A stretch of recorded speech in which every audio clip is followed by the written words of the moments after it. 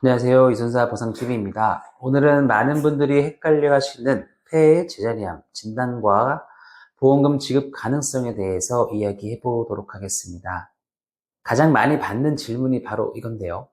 제자리암인데 일반암 진단비를 받을 수 있나요?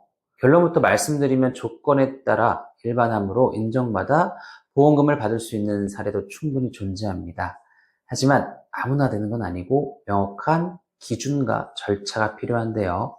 우리나라에서 사용하는 진단 기준은 KCD, 즉 한국표준질병분류입니다. 이 기준은 세계보건기구의 국제 분류를 바탕으로 만들어지는데요. 해외에서 바뀐 기준이 우리나라에 적용되기까지는 몇 년씩 시간이 걸립니다. 그래서 현 상황에서 WHO에서는 암으로 보는 질병도 우리나라에서는 아직 제자리암으로 분류되어 있는 경우가 많습니다. 이러한 차이 때문에 실제로는 암인데도 진단서에는 제자리암 코드가 적히는 일이 발생할 수도 있는데요. 폐에서 발견되는 아데노카시노마 인사이트 같은 경우 폐의 선암종으로 암의 초기 형태로 분류되며 조직학적으로는 악성 성질을 가진 종양입니다. 그런데 이런 진단을 받고도 진단서에 폐 제자리암 D02.2 코드가 적히면 보험사는 소액만 지급하게 되는데요. 하지만 여기서 중요한 건 보험 가입 시기와 약관 내용에 따라서 일반암으로 보상받을 가능성도 충분히 있다는 점인데요. 보험금 청구에서 정말 중요한 건 질병 코드가 아니라 조직 검사 결과와 가입 시기 약관 기준입니다.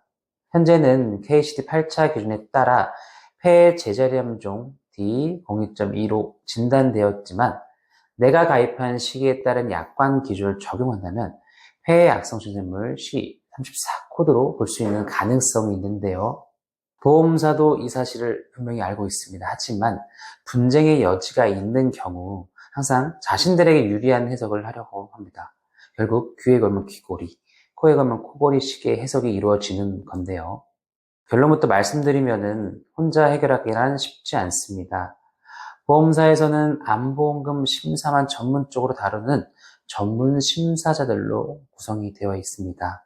하지만 환자 대부분은 의학적인 기준이나 보험금 분쟁에 익숙하지 않는 일반인이죠.